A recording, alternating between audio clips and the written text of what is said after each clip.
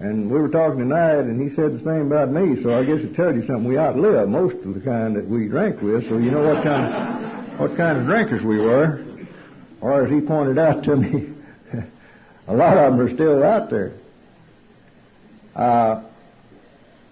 I've known Jack a long time. Actually, I knew his older brother better than he. His older brother and myself and an old red-headed another drunk from Plainview, Texas, while we were in ROTC, we developed a reputation of being the three musty bears, and we well earned the reputation.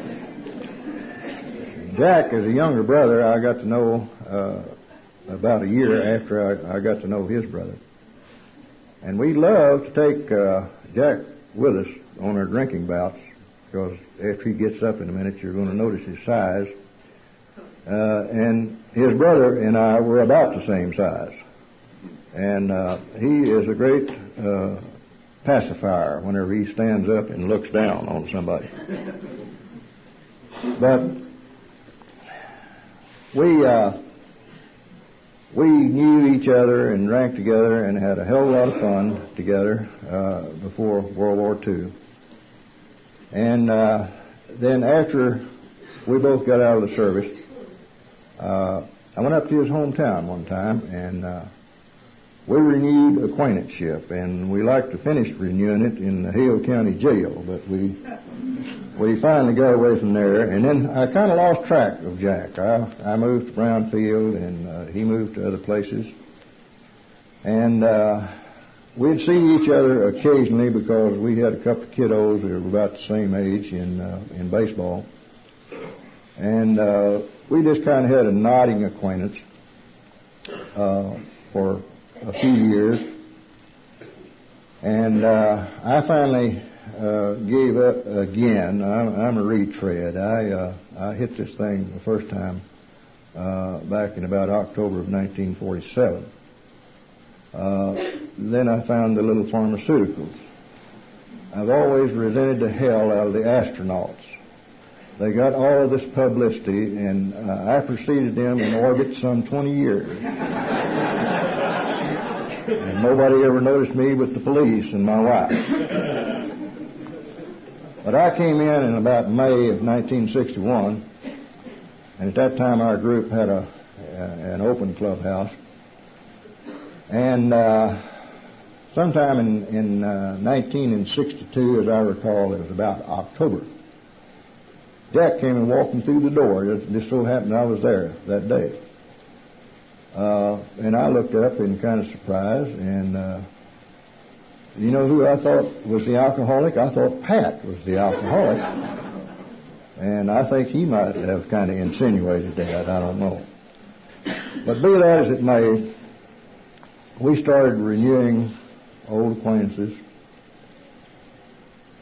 And he is one of these guys that hit AA running. He had done all of the field work and lab work that he ever wanted to do in the field of alcoholism. He was real active in our Monday night study group, and he was active in all phases of Alcoholics Anonymous. And Octavia and I used to visit in their home. Pat and Jack used to give great pre-Christmas parties for AAs, and we'd have 30 or better AAs in their home. And we used to do the same thing, and the families visited each other. And then Jack had one of those deals that come along, a business opportunity that he couldn't turn down, and they moved down to Austin. And he not only transferred his voting membership, he transferred his active membership in Alcoholics Anonymous, in the suburban group down there, and was very active for years there. In recent years, they have Jack's been on the road a lot, and I'll let you him tell you about that. I'm not trying to tell his story. It's been damn long since I've been up here, though. I'm going to take all the time I can, as long as it's not over 4 minutes. But Jack is recently moved to a farm, if you can feature that, at Copeland, Texas, and which is near Austin. And we still run across each other at AA conventions. And like I said, there's a lot of things I could tell you about this fellow, but after all, he's up here last, so I wouldn't want him to tell some of the things that he probably knows about me. So, in all seriousness, I'd like to have you welcome a truly active member in Alcoholics Anonymous. Jack, please.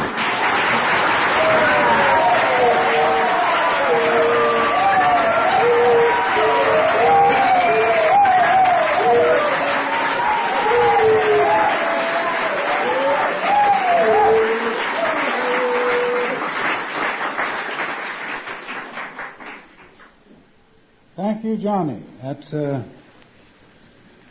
quite a send-off. Johnny is my sponsor, and he's been a good one. Johnny and I used to have a couple of things in common. One was we had an enormous thirst, and then we had some preoccupation with sex, and now we got a couple of things in common. Over 20 years of sobriety and a bunch of grandchildren as a result of that preoccupation with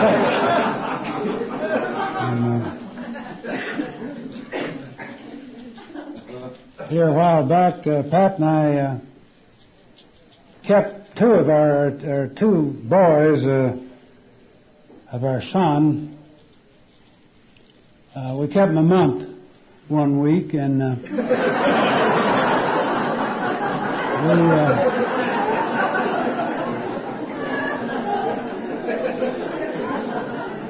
we were in the process of taking them home when we stopped from Austin. We were going up to Dallas, and we stopped in Temple to see a friend of ours, Don L., who's a member of the program, and he asked us where we were going, and I told him that we were going to take these grandkids home, that I wanted to get back to the point of wondering how they were getting along instead of knowing for sure.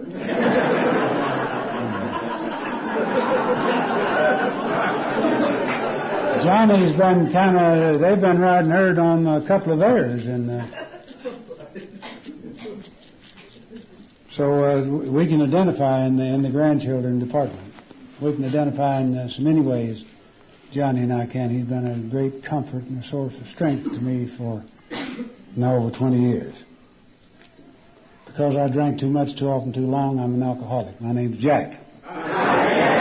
And because the program of Alcoholics Anonymous works one day at a time in my life, and because God does things for me through AA that I could never do for myself. I haven't had to drink since the 13th day of October, 1962.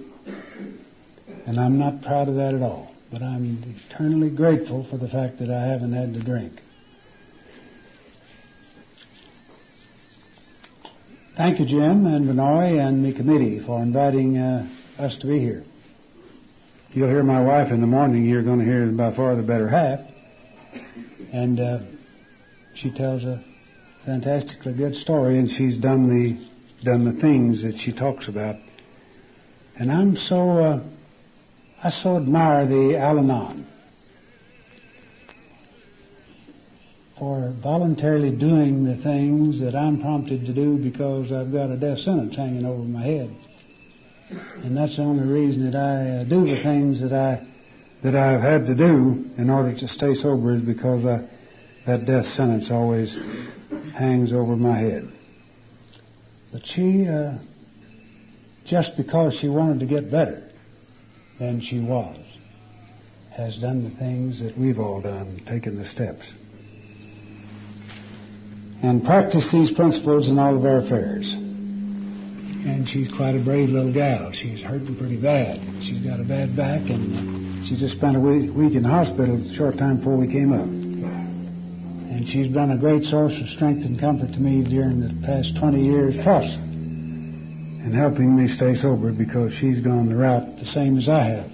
I'd tried to make it on my own with no partner to walk by my side. Now I wish you'd stand up, Pat, and let them see who you are.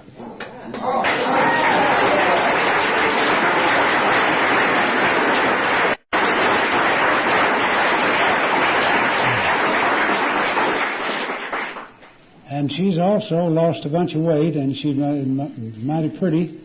And it's much easier for me to tell her from up here than it is from in her presence for some reason or other.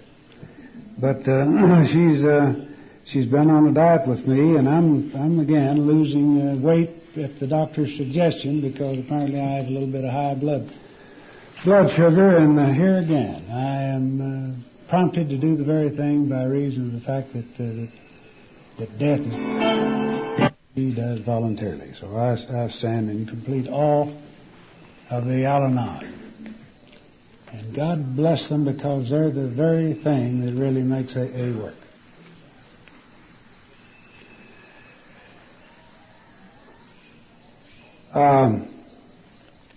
I haven't always been sick. I was well at one time in my life. It happened long about the time I was 8 or 9 years old, and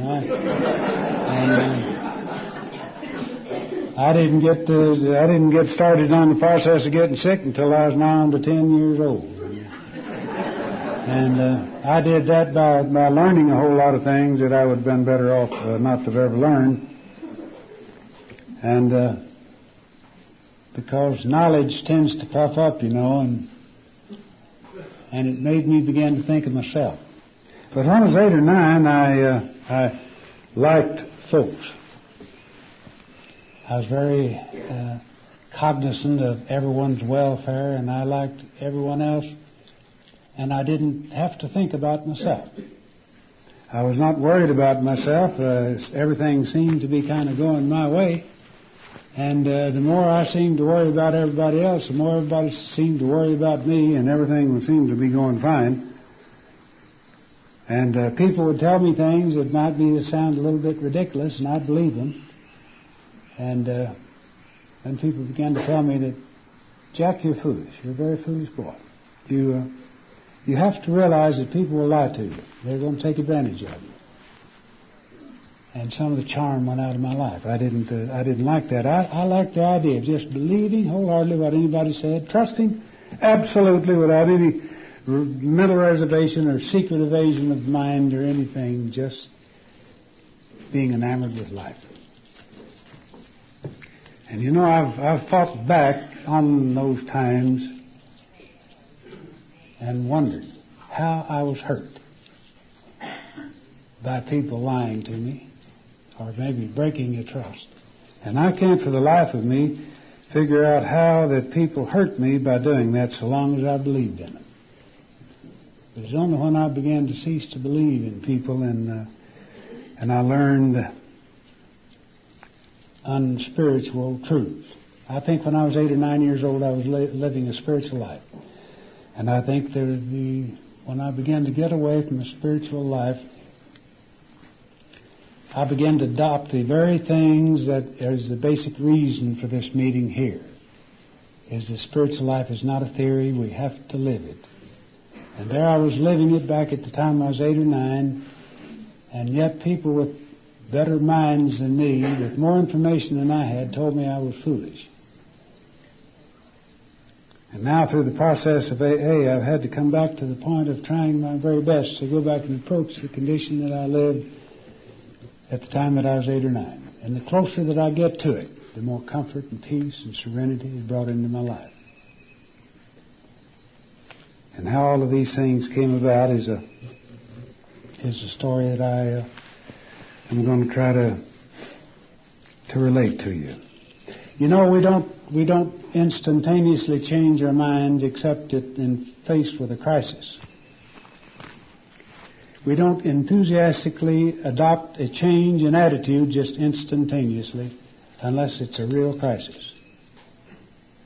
There was this guy by the name of Pritchett who was a railroad depot agent, and he was at the end of the line of this railroad, and one time the president and vice president of the road came down to spend the weekend and do some hunting at the end of the track. And it was in January, and it was cold. And so the vice president decided he'd go down and see the train come in and be turned around and go back and kind of observe what went on at the end of the track. So he did, and he went down there, and there was a bunch of passengers sitting in the waiting room, and they were all shivering. It's cold. There was no fire in the stove. And this vice president could hear the clack of the telegraph key back in the back, and he went back and said, Pritchett said, why don't you get up there and build these folks a fire? Said, they're cold. And Mr. Pritchett didn't even pause. He said, I'm too damn busy sending telegrams to build no fire. Oh, well, then send this telegram. So this vice president sat down and wrote out a telegram and handed it over to Pritchett and went back into the waiting room. About this time, Pritchett busted through the back door, had kindling and stuff in his pocket, and had a coal scuttle in his hand, and he was heading to the stove. So the vice president asked him, said, Pritchett, did you send that telegram? He says, I'm too damn busy building fires to send no telegram. But that man had an instantaneous change of mind as a result of a crisis, and this is kind of what it took for me, is to get down to the point where whiskey didn't any longer work. If whiskey had continued to work for me as I thought it had for so many years, I wouldn't be here tonight. I'd still be drinking. I never wanted to give up drinking whiskey. I loved the effects of it. I just loved the effects of feeling drunk. That was a blissful feeling to me. I could take one drink of whiskey and all worries in the world passed away, and I felt so comfortable and serene and so forth, and so devilishly smart, handsome, and everything else. Everything was working when I took a drink or so of whiskey.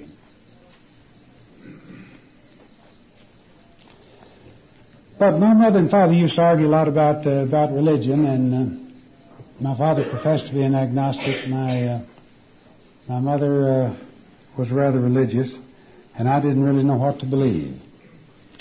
And I sometimes thought that my mother was right. I sometimes thought that my father was right, and my father had an enormously attractive way of expressing himself, and he had quite an intelligent mind, and he was well read, although he's not well educated, but he was well read, and he had a good command of the English language, and he could express ideas and feelings to me as a kid very well, much better than my mother could.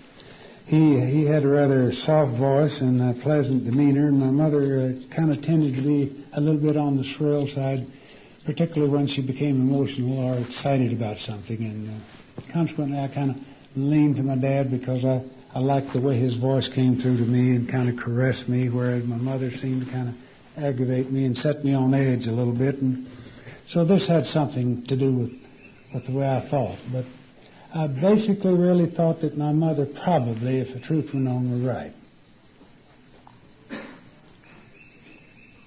My dad then began to drink excessively, and he finally became the town drunk there in Petersburg, Texas, where I was born and grew up. And he was an embarrassment to my mother and my brother and me. And we were ashamed of him. I so desperately wanted to fit in somewhere, and I wanted to fit into the group of my peers there in Petersburg. And while I felt a little bit wrong about it, when they would make fun of my father, I would join with them, and I would make fun of him also. And I laughed at old Lib. And I used to talk to him, and I'd curse him, and I'd say things that I've been very ashamed of, although I've had an opportunity to make amends to him, but they still hurt to remember back and to kind of relive, as I'm trying to do now, this thing that I went through. But I wanted also to fit in with my peers, more so, I suppose, than I did to fit in with my father, because it became easier and easier to laugh at him and to scorn him and to rebuke him and to denounce him and speak down at him. And I used to ask him, I said, why don't you quit? And he said, all you have to do is just not drink. And he said, well, you make it sound so easy. I said, it is. All you got to do is just put the plug in the jug. And he said, well, He said, I wish it were as simple as that. And of course, he wasn't capable of explaining to me what was wrong, because he was what was wrong. It wasn't the fact that anything was wrong with the family. My mother had other thoughts. I think she sometimes thought she was wrong because my father heaped condemnation on her, I think, in order to protect himself, as so many of us did. But I swore then that if I ever drank, and I had done a little bit of drinking with my father, which with impunity because nothing really happened, I never did feel anything from drinking.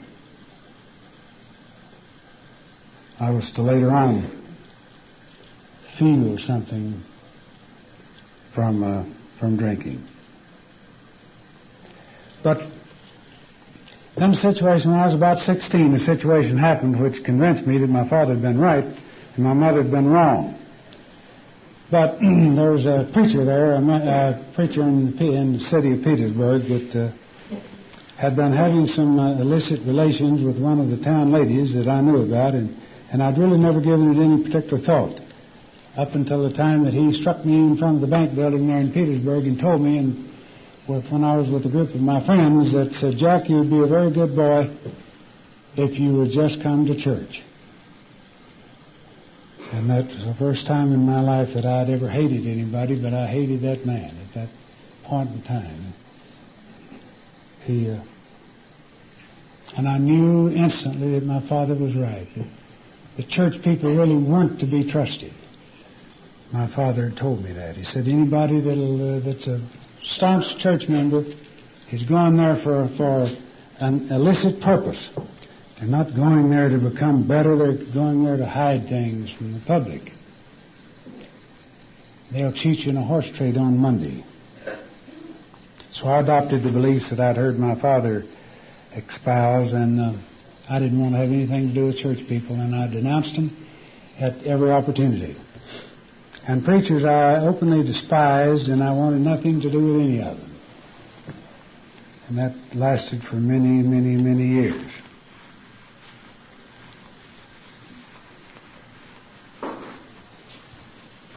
So this happened when I was about 16, and I had a change of personality. I found out that hatred gave you quite a bit of power, strength that I had not had before. I found out that in anger there was quite a lot of resources and so forth. I found that it was much easier to apply the training that I'd been given when I was 10 years old, to not trust, and to use ridicule and sarcasm to keep people at a proper distance.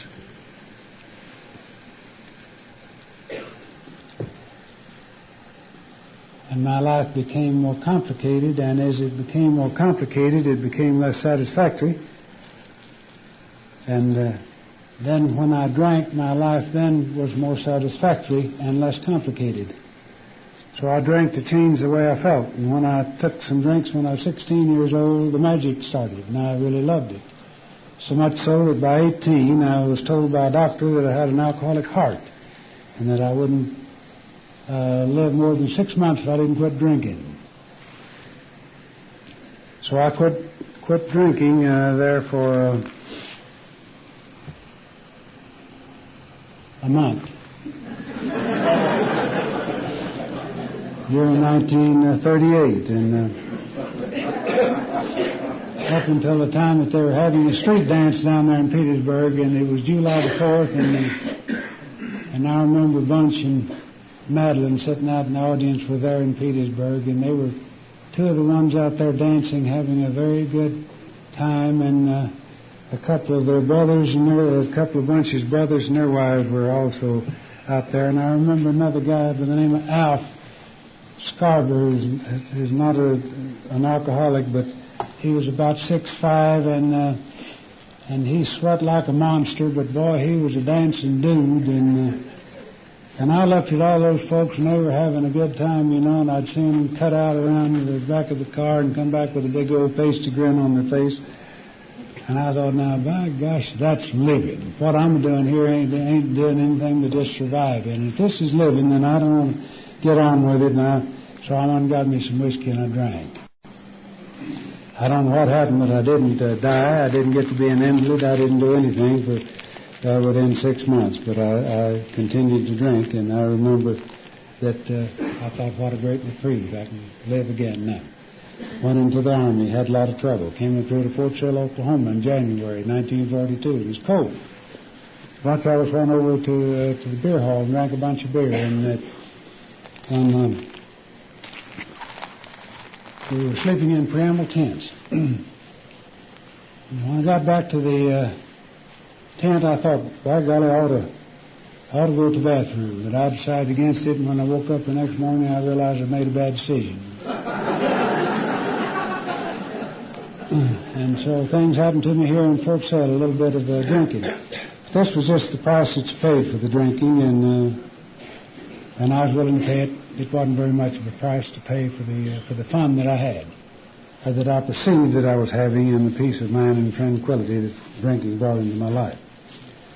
And one time over in Germany, we were fighting a war, and I got drunk about 8 o'clock one morning off of something. I don't know what it was, but it worked. And that night I woke up. Somebody was shaking me, and I woke up and I could hear this grunting, and it sounded strangely like hogs.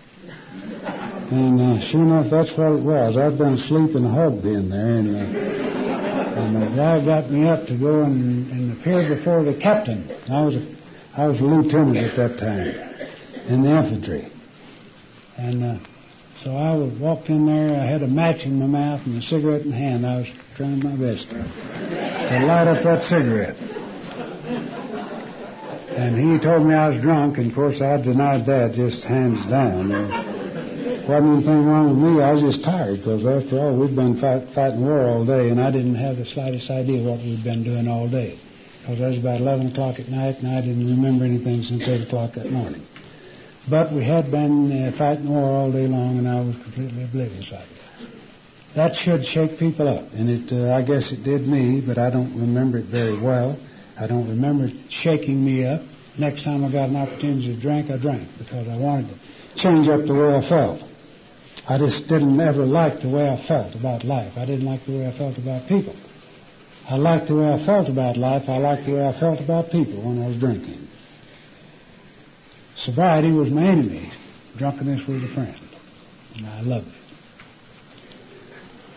And I'll say again, I'd still be doing it if it worked like it did at one time. If it worked even as well as it did then, I'd still be doing it. When I got home, Pat and I started going out together, and I kind of had a premonition that something was fixing to happen. And sure enough, I told her, I said, now, Pat, there's 2 things I like to do. I like to work and I like to drink. I only lied about one of those. I didn't really like to work. I just had to afford to be able to drink the way I wanted to. But I even thought at that time that I liked to work. But I said, now, if you think you can take part in something like that, well, let's get on with this married. And she thought she could, so I got me a 19-year-old to train. And I trained her well in how to drink. The first we drank in Petersburg. We turned up the bottle and followed it with a drink of Coke. And that was real sophisticated drinking, and that's what we knew over there at Petersburg, Texas. And I know the first time we went over to New Mexico, and we went into a bar where they had ready-mix drinks, and so she ordered a drink. She probably will tell you about it, I don't know. But since I've already started, I guess I just well finish it up. But she ordered a drink, and he asked her if she wanted mixed or if she wanted on the side. Well, she decided she wanted on the side, so he brought her a glass of 7-Up and a jigger of whiskey. And she poured the jigger of whiskey in the 7-Up, and I said, why didn't you order a highball? She didn't really know what that was. And she said, well, said, you have to watch these bartenders, so they don't always just give you a full jigger. But that's the first kind of inclination I had that she might sometime have a drinking problem. And I think if I could have held out 2 more weeks, that she might have come in on the alcoholic side with me, because she was doing a pretty good job of drinking, and she didn't much like sobriety when I first got sober either. She liked me sober, but she wanted everything to go back like it used to be. it can't ever go back like that. We moved down to Houston. That was a good drinking arrangement because I went to work for a firm of insurance firm traveling all over the United States, and it was a beautiful job on expense account, and drinking was a part of it.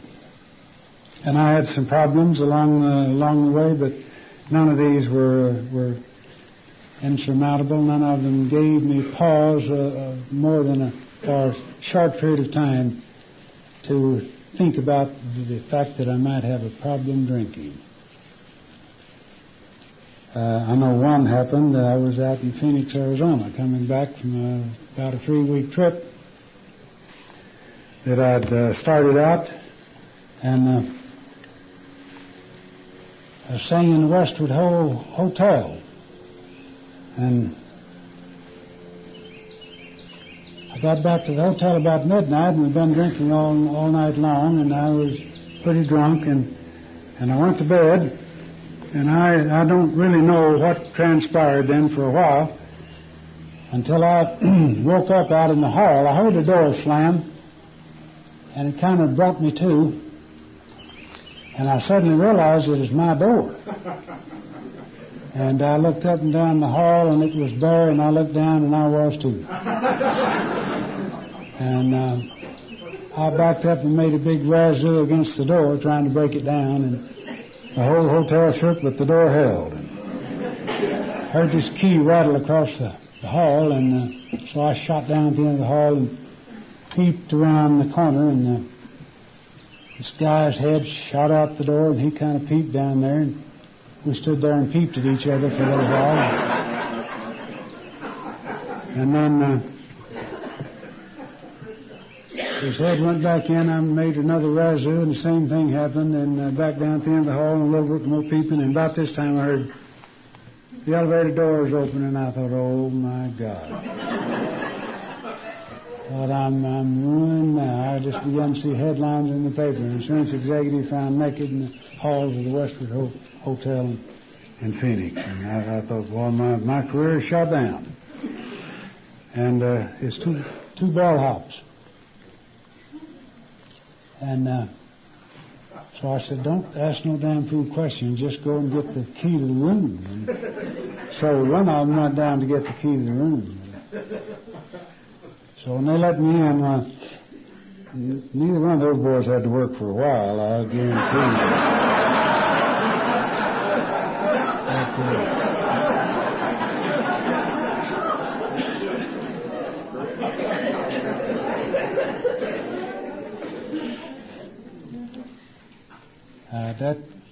That did worry me, and I didn't drink a drop for 2 days. But when I got back into Houston from that trip, I couldn't stand up. I was kind of down in my back, and so I went to the doctor, and he said, well, I don't know whether you've ever seen anybody with cirrhosis of the liver or not, but my advice to you is never drink another drop. So I quit for a year. During August of 1956, up until the time that I went down a boat trip to represent the firm on a trip that had a bunch of visiting firemen in the city of Houston, and so a nurse there on the boat asked me, said, "You're drinking coffee?" I said, "Why aren't you drinking whiskey?" And I said, "Well, the doctor told me that I better not do that anymore." She asked me who the doctor was, and I told her, and she said, "Well, you ought to go see my doctor." And I said, "Who's your doctor?" She told me who her doctor was, and the fact that he was a diagnostician, and so I went to see her doctor, and he asked me, "How much whiskey do you drink?" And I told him, honestly. He said, "Well, that's lots of whiskey."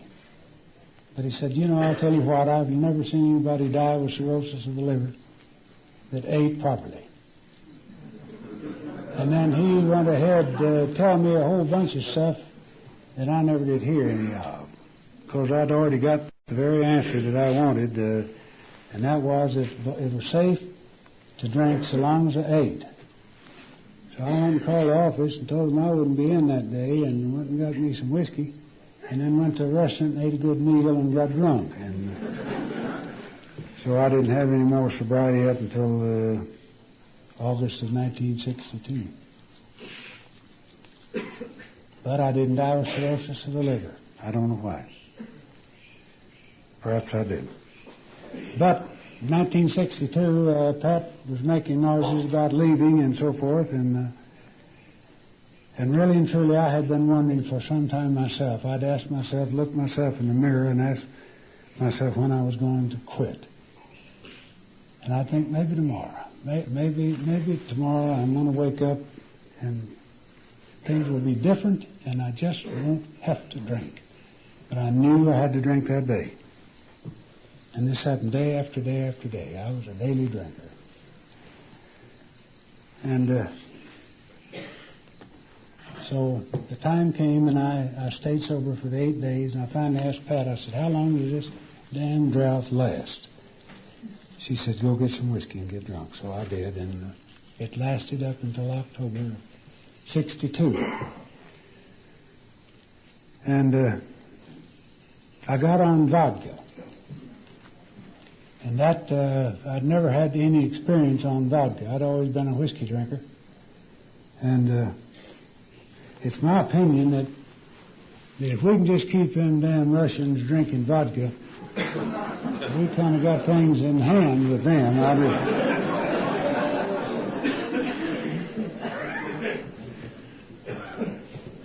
Because I couldn't ascertain what was happening to me. I'd start my hand to do one sort of a chore, and he'd wind up by doing something different. And I was old Florida running an elevator, grain elevator, and I had to stay there. And all through the week, it kept hammering in my mind that there's got to be a better way. There's got to be a better way.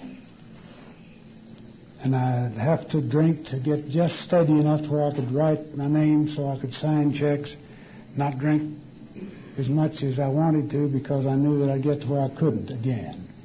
And it was a very delicate time, and I know that it occurred to me over and over and over and over as I kept seeing my life pass before me. It was never going to get better. It was always just going to get worse. And I knew then what I had to do. And I went to Petersburg on Saturday afternoon and told my dad. I said, Pop, I got to have help. He said, what's wrong? And I said, I got to have help to quit drinking. He said, well, let's go in and tell your mother. So we walked into the house, and he said, Ann, guess what? And my mother said, I haven't the faintest idea. And my dad said, our son's an alcoholic. My mother said, thank God. And that day, my father had been sober for exactly 14 years, 6 months in the program of Alcoholics Anonymous. And all of the time that I'd told myself that if I ever drank like my father, if I ever became an embarrassment to my children, to my wife, I certainly would not drink again. And I had no more ability to control what I did than my father had. My kids got to the point where when I came about, they didn't want to be there. They left home whenever I came in, or they went to their rooms. And I saw it. I wasn't oblivious to what was going on, and yet I couldn't do anything about it. And I still can't really do anything about drinking because that's a choice that I lost somewhere along the way. I know that I'm an alcoholic, and the choice has already been made for me that I'll drink again unless, day by day, I maintain a certain degree of spiritual condition. And that's the promise that I have. That's the salvation that's mine if I want to take it, if I want to continue to ask God's help each morning. But, you know, coming into AA, Johnny said I hit the ground running, and I did hit the ground running to meetings. We went to about 6 or 7 every day. But I still had this God hang up, you know, and my father gave me the big book of AA, and I read over the point where he gets the first time that you run into God, you know, and that isn't very far in the book. And you can't read many paragraphs, you know, about it being a self-help program. It's altogether that we're dependent upon something outside of ourselves. But I had this hang-up because I didn't want any part of God. I didn't want any part of people that had part of God. And I was harking back to my old deal of the religiosity, and I didn't want any part of that. And so I fought against it, and I didn't read the big book, but I did go to meetings. We talked to a lot of AA, and went to each other's house. Pat and I would get up at midnight at night, and I'd go over to the cafe and we'd drink coffee. And my car always turned, seemed like go down to the strip, to the place to buy whiskey, but I always recovered and we'd go to the place to get coffee. I was jicky. Nothing really changed about my life. None of the feelings that I had really changed, although I worked on them. I really tried to bring about a change in my life, and I had no success. And then my sponsor, at the behest of his sponsor, he went to a spiritual conference one time, and my sponsor and my wife began to work on me. And you know, when your sponsor and your wife team up on you, you just well go ahead and surrender quick, because you're fixing to lose the battle. So they took me down to Brownwood, and lo and behold, to add insult to injury, there was a Baptist preacher on the program. I thought, oh my God, they're fixing to ruin AA right now.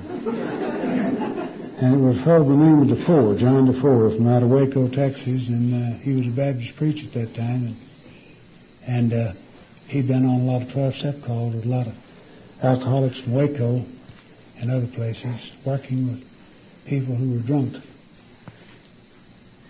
He kind of knew what he was talking about. But I didn't like the idea of him being there. I didn't like the idea of him being on the program. I did enjoy the fellow who introduced him. And then John said,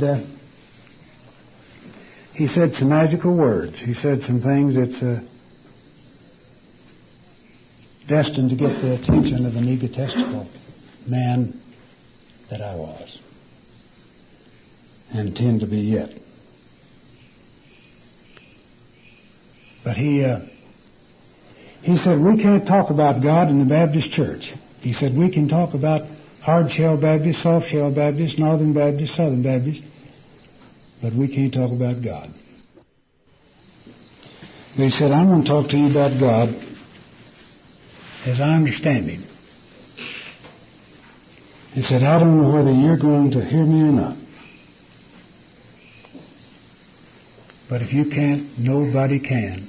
And I thought, at least, old buddy, you know the superior type of folks you're addressing here tonight.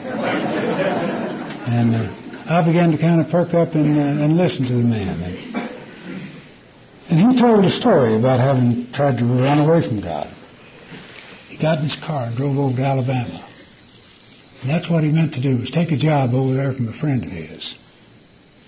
And the friend sent him back. Told him, said, you haven't gotten away from God. Said he's here in Alabama just like he is over in Texas. He told him to go back and do the things he was supposed to do. So John turned around and came back to Texas.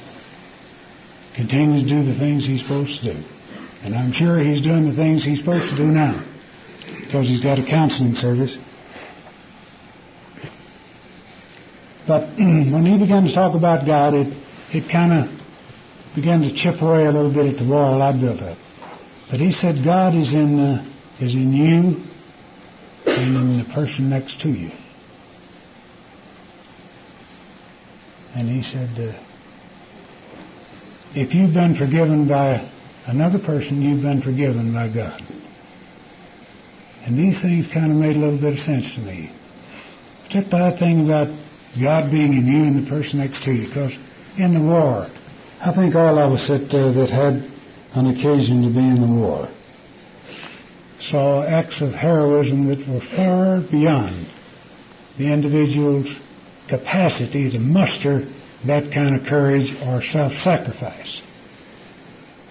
When it gets down to the point where a person throws his life away for the benefit of buddies, it's not some long drawn-out calculation that he's made It's not some conclusion that he's reached throughout the process of using logic or reason. So I could understand that there was some power that motivated those folks beyond themselves, that took them over that hand grenade to protect the squad or the platoon. And I knew in AA that there was something that caused people to have compassion at times when logic and reason wouldn't dictate the use of compassion. Logic and reason would have dictated the use of sarcasm and ridicule and the age-old put down to put that person in his place. And yet in AA I saw people who were being verbally abused by other folks, feeling sad and sorry for those folks. And I knew that something beyond those people motivated them to do it, because I knew it just wasn't within the capacity of a human being to feel those feelings under those circumstances. I began to learn that these things came about through the process of taking the 12 steps after 3.5 years sober. And I came to find out that it really isn't a self-help program, that the only help that we're going to get is that's so magnanimously bestowed upon us by other folks and by God Himself. And when I left that Brownwood conference, I resolved to do one thing. I resolved to read the big book of Alcoholics Anonymous and to do the things that it called for, and to believe the things that I read in there and that they applied to me, and that it was talking about my life. And that I was not going to read it analytically or with the use of logic and reason, but I was just going to read it for what it said to me at the time. And then I would reread it again. And I would reread it then after that. And after that. And after that. And still today I read it, and it's strange how many times that I find that from the last reading somebody has stolen it away and rewritten part of it, because I swear there's things in there that I've not found before.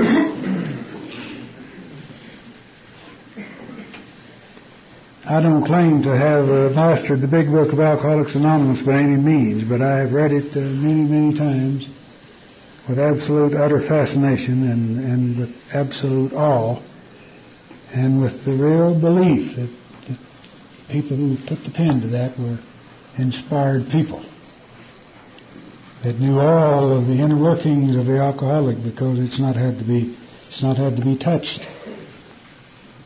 for these many years. And anything that can stand the test in this modern age of all of the love for newness and so forth, and can incite nobody's interest in changing anything about it, has got to be something that's a gift from God Himself. And I really believe that it is. And when I began to do these things, strange things began to happen. I know to the extent that I began to do the steps, for some reason or other, it seemed to measure the same extent that I began to go back and dispel all of the information which I had gathered at the time that I was 9 or 10. And it seemed as almost one suggestion after another was met head-on by AA, and the thought was dispelled that it's not bad to trust. It's not bad to believe. Because only in believing somebody else have I got a ghost of a chance of helping that person. I can't help that person really by rejecting them with a great deal of unbelief. It may be that they're wrong. I've seen people that perhaps can work it the other way around. I have to do it the way it seems comfortable for me. And the way I stay sober might get other people drunk, and the way somebody else stays sober might get me drunk. Some of the things I hear said in AA meetings give me some fright, not because I think that they're wrong, but just because I might commence to believe it for me. And it's a softer, easier way. And for so long I was kind of like the guy that went from Petersburg over to Brownfield to do some playing poker one time, and Brownfield 75 miles southwest of Petersburg. And this fellow said, walking back home that night,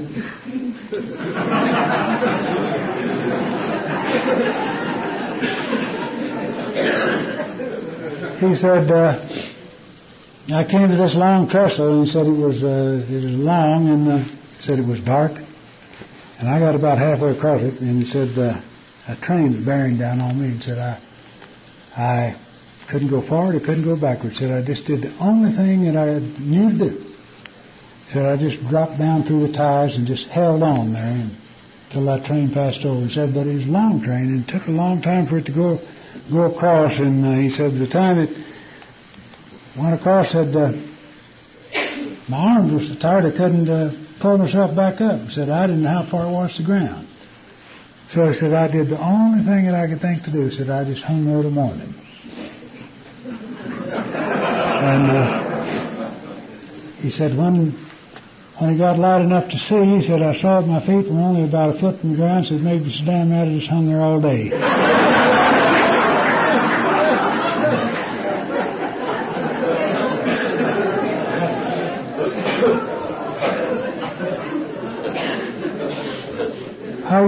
I used to hang around to old ideas, and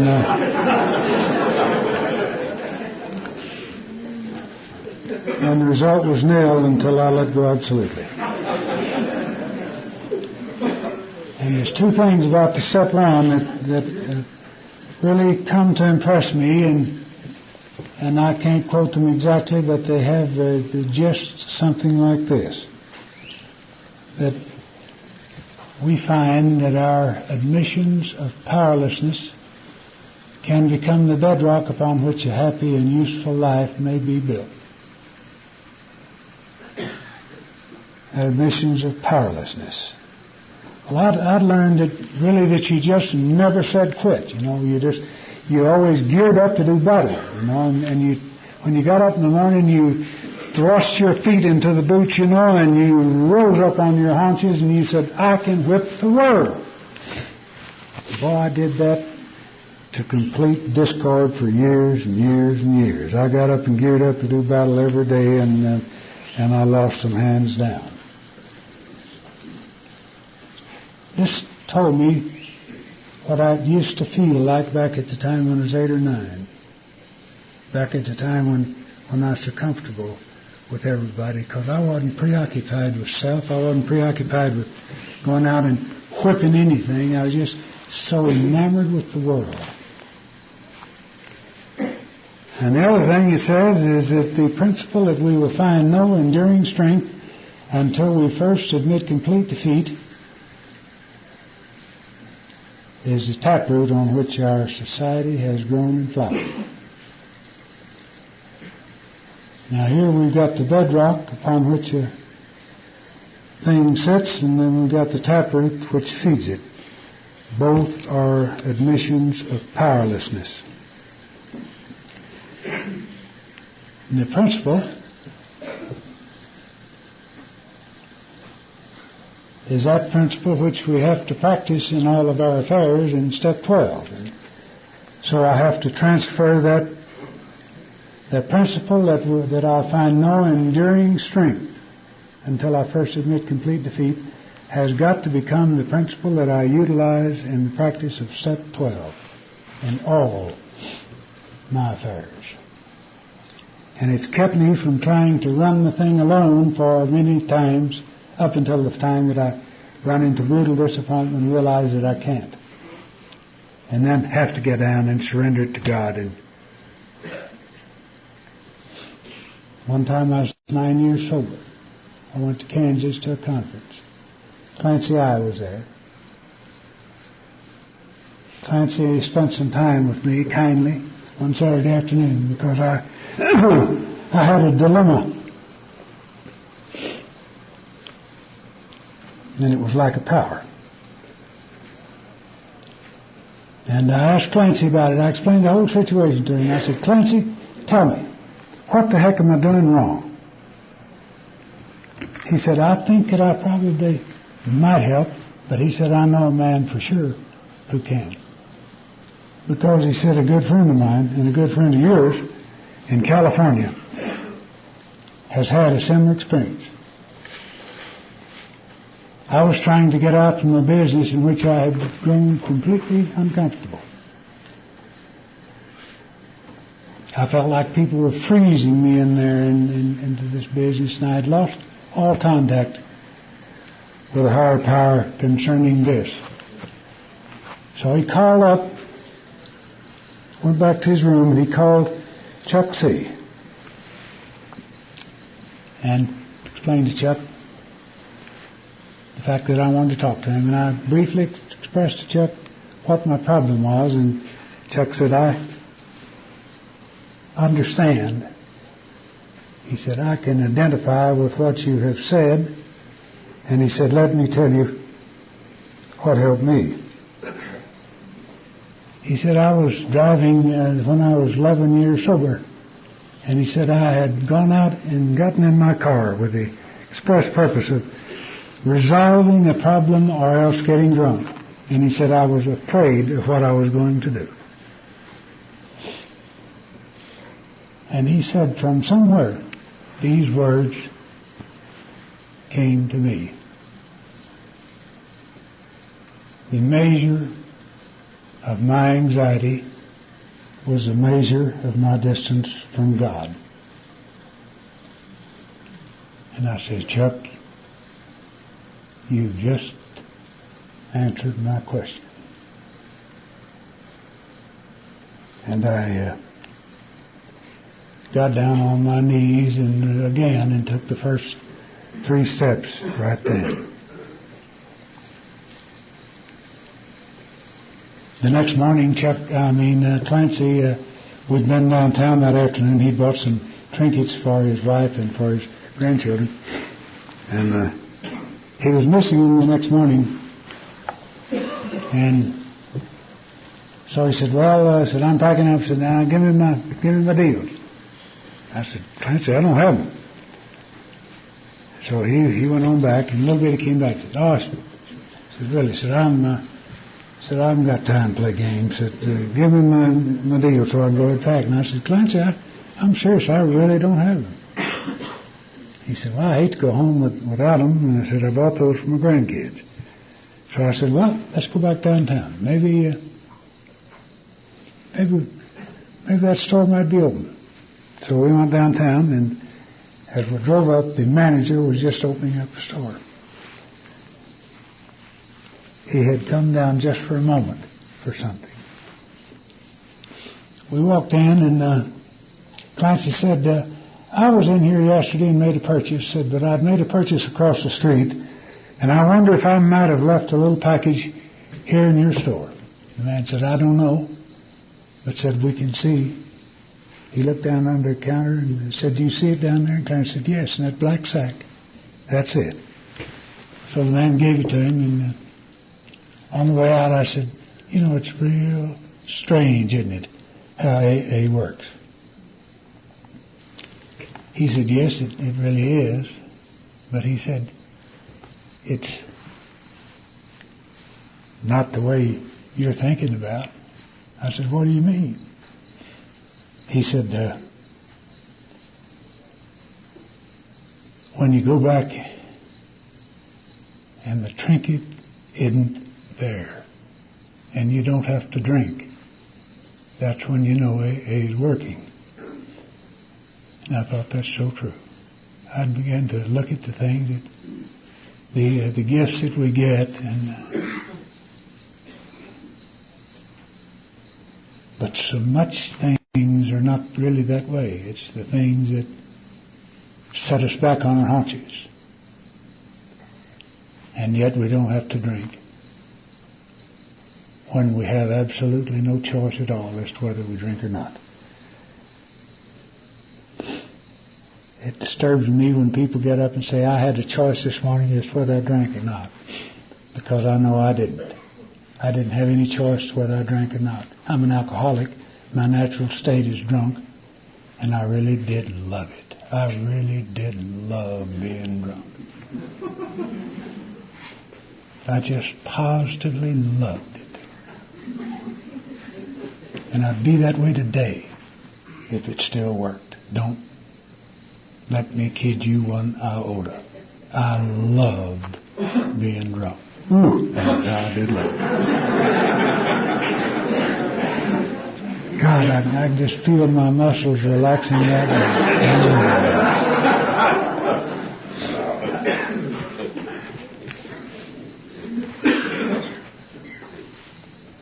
But, you know, the great stumbling block for me is this thing called pride, this thing called ego, this being a self-enthroned egotist. You know, there's only two people that can sit on the throne within us. That's God, ourselves. And when I sit on my own throne, I make all of the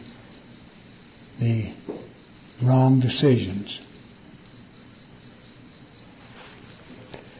I'm kind of like the old cowboy was that got drunk over in Larry Langtry's country over at Judge Roy Bean, and the old miner came in there leading a mule. And so his cowboy staggered outside about that time, pulled his gun out and began to shoot down the feet of this old miner and said, "Dance, give us a dance, Grandpa." So the old man kind of jigged up, "Oh, dance better than that." Boom, boom, boom. So the old man kind of picked it up a little bit and he said, "More than that, wham, wham." 6 shots. So the old man quit dancing and reached over his mule and picked out a long rifle and shoved it up in that old boy's face and said, "Sonny, did you ever kiss a mule's rear?" The old boy said, "No, but I've always wanted to."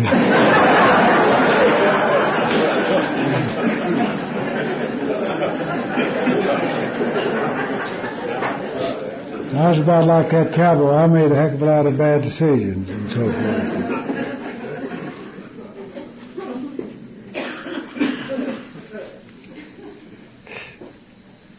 Johnny's talking about rising up and looking down on people. I was pretty good at that as long as they quailed. But when the shoe was on the other foot, I was kind of like the old boy that was in the bar out west, and a fellow came and painted his horse green while he was in there drinking, and he came to, and there his horse was painted green. And boy, he was raising all the miners of Cain, and he was going to kill the man that did that, and so forth. If you just point him out to me, just point him out, he was going to really fix him up.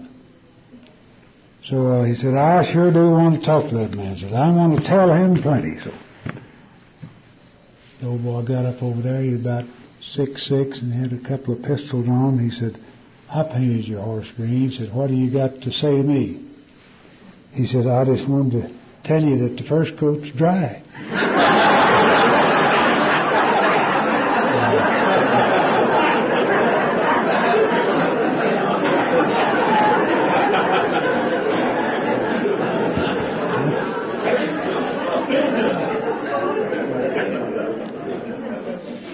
But pride is the real thing that basically had me doing things that I really never did want to do. It had me defending ideas that I'd long since ceased to realize were false. It kept me defending arguments and so forth that I knew good and well that I'd lost a long time ago. Yet my pride just would not let go. it created a great lot of discomfort in me, but yet at the same time it's something I couldn't seem to do without. And it's something I can't seem to do without today. It has its way with me, and the only chance that I have is to try to surrender this to God as one enormous character defects. And I think for me, all of the rest of the things, and I haven't done everything that everybody else has done, but I can tell you this, that I have thought about doing anything that anybody, and I've had a lot of people take the fifth step with me, and I have thought about doing everything that I have ever heard people talk about. It's the fact that the opportunity didn't come, or the necessity was not there. It wasn't the fact that I was too good to. It wasn't the fact that I was too strong, or it wasn't the fact that I could resist or anything else. It was just the fact that it just never did happen, but it wasn't through any good part on my behavior. So pride is a thing that is enormously wrong with me. I think it is the defect of character which far exceeds all of the rest of the stuff, the thievery, or any of the sexual deviations, or anything else that a person can become involved in, and which I did become involved in, and it's far greater, because I think that it really basically is a spiritual character defect, and it's something that I was always taught to have. It said, looks to me like, Jack, you'd have too much pride to have done that, and that's the very reason I did, was because of pride was dictating its terms. And step 5 and step 4 give great amount of rehabilitation insofar as pride and ego are concerned, because confession is something that is inherently good for the human being, and the fact that we express it to another person means that we have finally, irrevocably committed it out loud to a human person. And this is the only time that I couldn't always take it back and let my mind rationalize it away through the process of being obedient to ego and pride. And then the 6th and 7th step are the steps that I really love so much, and they're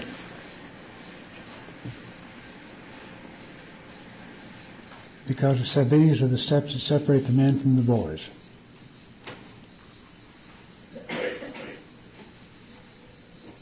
And I think that this is basically true, because for all of my adult years I had utilized all of the things that are defenses that pride requires to defend it, such as anger, resentment, judgment, criticism.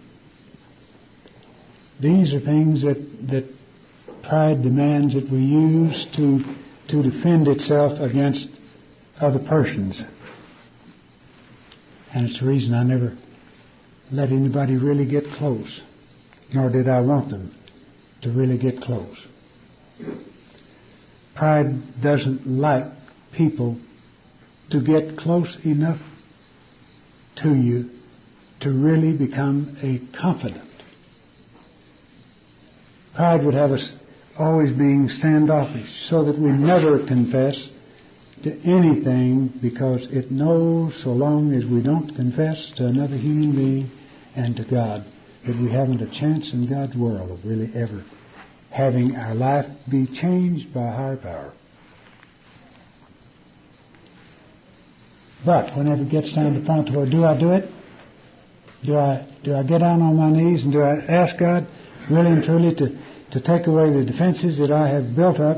And am I really willing to walk out there naked in this world into a hostile environment without any protection and depend only on God's protection? And if the answer is yes, then we take step 6 and 7. If the answer is no, we don't. And I've taken step 6 and 7 many, many times, and I continue to have to do it. because I'm not really sure that I'm ever going to get rid of the character defects. But one thing has worked for me, and it's worked wonderfully well, and that has been sometimes eliminating the need to utilize these instruments of torture for the other person in defense of itself, in defense of pride. Sometimes when people now put upon me, I can feel compassion, as I've seen other people do. I can really understand that that person has a need to hurt, the same as I used to have a need to hurt, and I can feel such sadness for him. Because I know now that there is a better way. And I know now that that person doesn't have that better way. And I can know now that that person is responding with everything in the world that he has, with doing the very best that he can under the circumstances. And that's something that even I have been able to feel compassion about. I have been ridiculed in public, and I didn't resent it. I didn't take exception to it. I didn't have to fight back. I didn't have to go and try to explain. I apologize for doing something which I had been instructed to do. And I've never yet felt any need to go and tell these persons that I was absolutely innocent of the charge that they publicly made against me. I didn't even think about suing them, although this is the age of suits, apparently. Now, that wasn't Jack Power. Jack Power would have had me instantly gotten to my feet and said, it's not my fault. I did exactly as my boss instructed. If my boss is wrong, then charge him. Don't charge me. But I sat there and I felt so sorry for my boss because I saw his face color and he was so ashamed. And I felt so sad for that man. I've not felt anger with him to this day. And I thank God for those feelings, because anger always made me feel bad. And these are blessings that have come my way just by doing a few simple things that calls for in AA. And a good friend of all of ours who's died. But he made a talk one time at Longview, and I heard it, and it was one of the most beautiful talks I've ever heard. His name was Burton. And he said, if you don't think AA worked for you, try it. And if you don't think God will help you, ask Him. Thank you very much.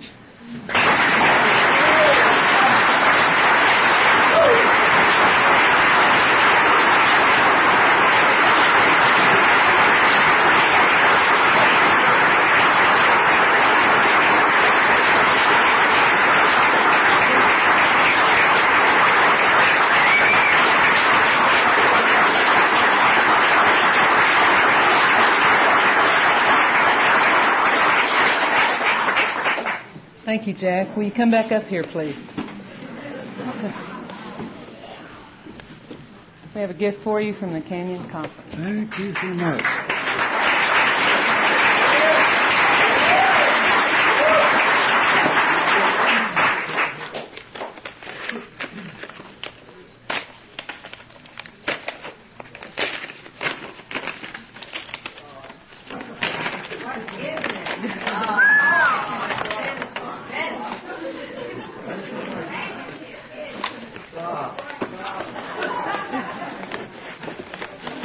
My golly.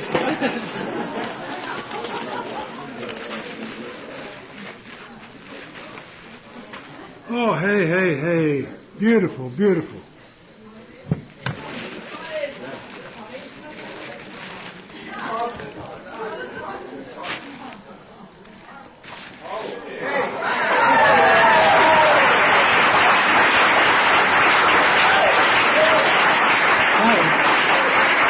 If I was just right, I'd be in business, wouldn't I?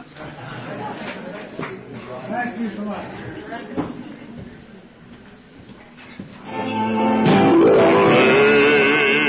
Sing, oh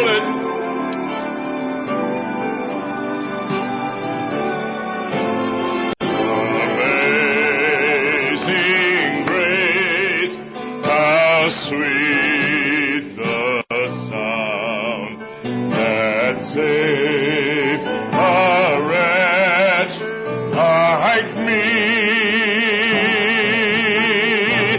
I once was lost, but now am found. Was blind, but now I see. 'Twas grace that taught my heart to fear, and grace my fears relieve. How precious did that grace appear, the hour I first believed. Through many dangers, toils, and snares, I have already come. 'Tis grace hath brought me safe thus far, and grace will lead me home.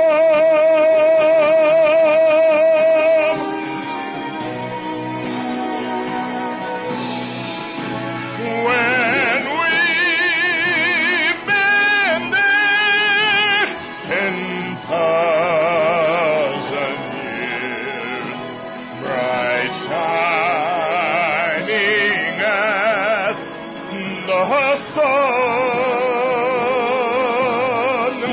we've no less days to sing God's praise than when we first begun.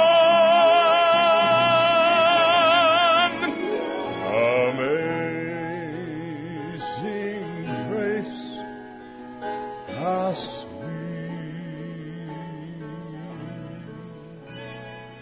the sound.